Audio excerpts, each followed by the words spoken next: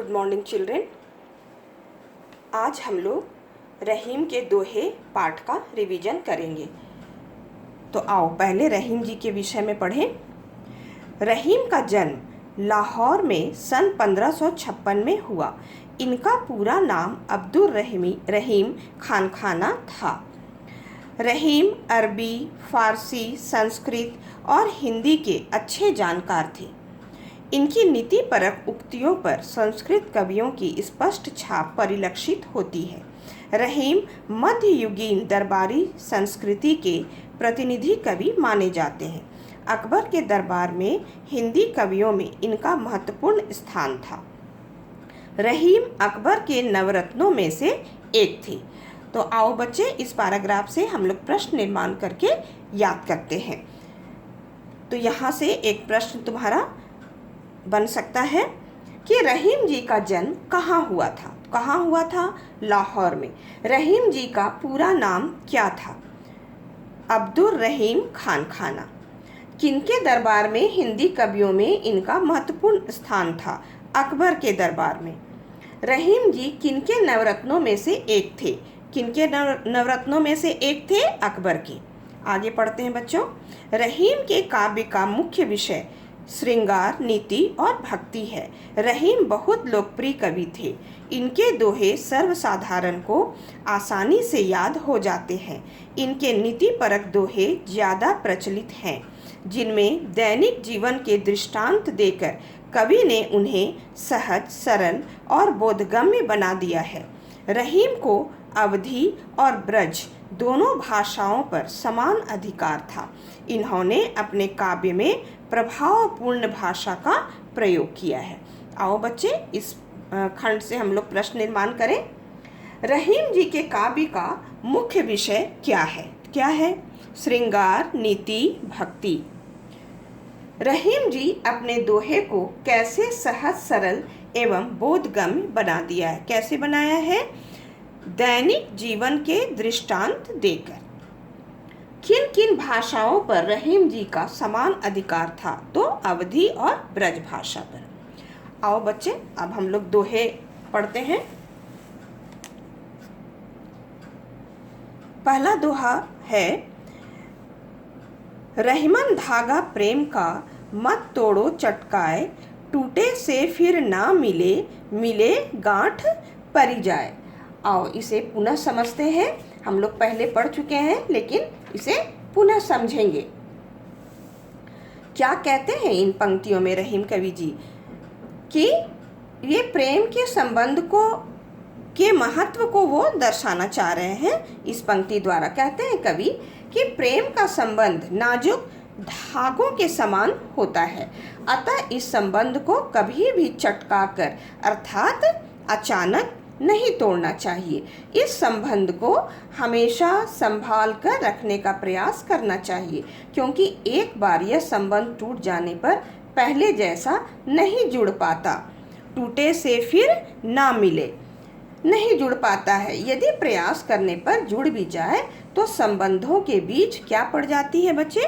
गांठ पड़ जाती है, अर्थात पहले जैसी आत्मीयता और पवित्रता नहीं रह जाती है।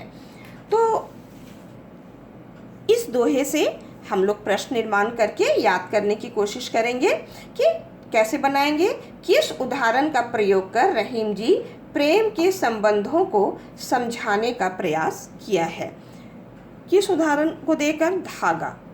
धागा को अगर बीच से तोड़ दिया जाए, टूट जाता है, तो उसे जोड़ने के प्रयास में फिर गांठ बांधनी पड़ जाती है और वो पहले जैसे मजबूत नहीं रह पाता है। प्रेम के संबंधों को अचानक क्यों नहीं तोड़ना चाहिए? क्यों नहीं तोड़ना चाहिए? क्योंकि संबंध में बीच में मन में खटास पड़ जाती है और पहले जैसी पवित्रता और आत्मीयता भी नहीं रह जाती है। आगे पढ़ते हैं बच्चों। रहीमन निजमन की बिथा, मन ही राखो गोय, सुनी अठिलई है लोग सब, बांटी न लई है कोई। आओ इसे समझते हैं। इस दोहे में रहीम जी क्या कहना चाहते हैं कि वो हम मनुष्यों को सीख देते हुए कहते हैं कि व्यक्ति को अपने हृदय के दुखों को अपने मन में ही छिपाकर गुप्त रखना चाहिए। मन ही राखो गोय, छिपा कर रखना चाहिए, अर्थात अपने दुखों को अपने तक ही सीमित रखना चाहिए तथा उस पीड़ा को दूर करने का समाधान ढूंढना चाहिए। पुनः कवि क्या कह रहे हैं कि अपने मन की वेदना को, दुखों को दूसरों के सामने व्यक्त करने से कोई भी अन्य व्यक्ति हमारे कष्टों को हमसे साझा नहीं करता, अर्थात नहीं बांटता, बांटी न लई है कोई। उस वक्त तो बच्चों हमारी पीड़ा को सुनकर अवश्य सहानुभूति भी जताते हैं, किंतु हमारे पीठ पीछे हमारा मजाक ही बनाते हैं, हमारे कष्टों को सुनकर और खुश ही होते हैं, क्योंकि यह संसार अत्यंत ही निर्दयी है। सुनी अठिलई हैं लोग सब, खुश होते हैं, मजाक बनाते हैं। अठिलई है का अर्थ है मजाक बनाना, मजाक उड़ाना। अतः हमें स्वयं ही धैर्य के साथ समस्या का समाधान निकालना चाहिए। तो आओ इससे प्रश्न निर्माण करते हैं। रहीम जी अपनी व्यथा को कहाँ छिपा कर रखने की सलाह देते हैं? कहाँ छिपा कर? मन ही राखो, मन में ही। रहीम जी ऐसा क्यों कह रहे हैं? क्यों कह रहे हैं कि इस संसार में कोई भी हमारे दुख को नहीं बांट सकता। रहीम जी अपने हृदय के दुखों को दूर करने का क्या समाधान बताते हैं? क्या समाधान बताते हैं कि हमें स्वयं ही धैर्य के साथ उस समस्या का समाधान ढूंढना चाहिए। आगे पढ़ते हैं। एक साधै सब सधै, सब साधै सब जाय, रहीमन मूलहि सिंची बो, फूले फले अघाय। आओ इसका भावार्थ पुनः समझते हैं बच्चे। तो इन पंक्तियों में रहीम कवि जी क्या कह रहे हैं कि हमें एक महत्वपूर्ण लक्ष्य का पीछा करना चाहिए। क्या क्यों करना चाहिए? क्योंकि उस लक्ष्य के पूरे होते ही अनुषंगी लक्ष्य, जो उसके पीछे लक्ष्य सारे हैं हमारे, वो खुद पूरे हो जाते हैं। एक साधै सब सदै, एक महत्वपूर्ण लक्ष्य को साधने से हमें सब सारे अनुषंगी लक्ष्य सब सदै प्राप्त हो जाते हैं। क्योंकि सारे लक्ष्य प्राप्त करने के फेर में हम कुछ भी प्राप्त नहीं कर पाते हैं। सब साधै सब जाय, अगर एक ही बार सबका पीछा करेंगे तो हमें कुछ भी प्राप्त नहीं होगा, सब चला जाएगा। जिस प्रकार पेड़ के जड़ों में सिंचाई करने पर कुछ समय बाद भरपूर फल और फूल प्राप्त हो जाते हैं। रहीमन मूलहि सिंचेबो, मूलहि जड़ को सिंचाई करने पर कुछ समय बाद फूल और फल इतने प्राप्त हो जाते हैं कि हम लोग अघाय मतलब तृप्त हो जाते हैं उसे प्राप्त करके। अर्थात बच्चों, पेड़ का जड़ महत्वपूर्ण लक्ष्य है। जब उसे पोषण मिलता है तब उसी के जरिए पेड़ के सभी भागों में अपने आप पोषण प्राप्त हो जाते हैं तथा हम फूल और फल प्राप्त करके तृप्त हो जाते हैं। तो यहाँ क्या कहते हैं रहीम कवि जी? कवि के अनुसार हमारे जीवन में परमात्मा का ध्यान महत्वपूर्ण लक्ष्य होना चाहिए बच्चों, क्योंकि वो सत्य ज्ञान है। उस ओर ध्यान लगाने पर हमें ज्ञान की प्राप्ति हो जाएगी तथा ज्ञान के उदय होते ही हम सही मार्ग पर चलते हुए अपने जीवन के सारे लक्ष्य प्राप्त कर लेंगे। तो आओ इससे हम लोग प्रश्न निर्माण करके समझते हैं। रहीम जी जीवन में किस प्रकार के लक्ष्य का पीछा करने की सलाह दे रहे हैं?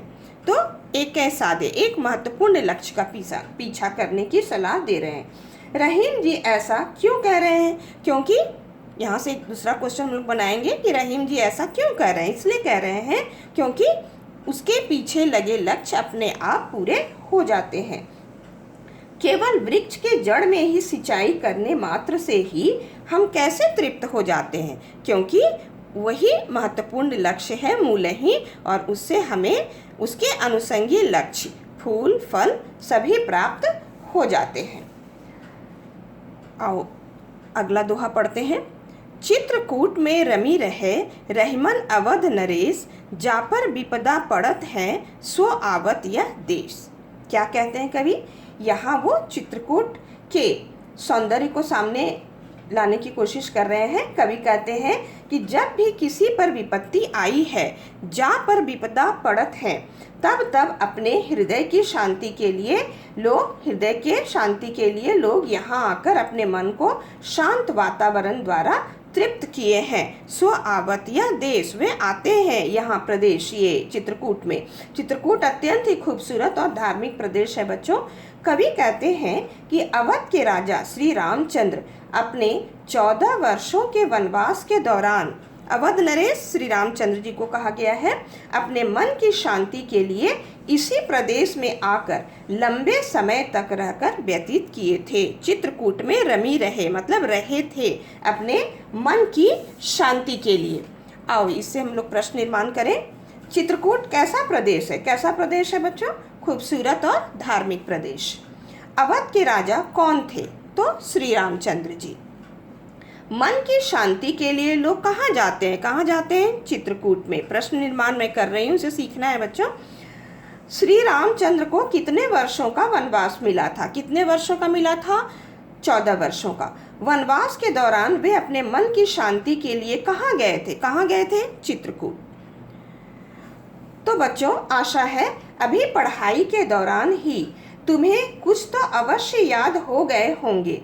बच्चों, सबसे पहले क्रम से दोहे का शब्दार्थ याद करना है, फिर दोहे को क्रम से पढ़ना तथा मेरे द्वारा दिए गए भावार्थ को भी क्रम से पढ़ना, फिर भावार्थ से ही प्रश्न निर्माण करना एवं उत्तरों को याद करते जाना।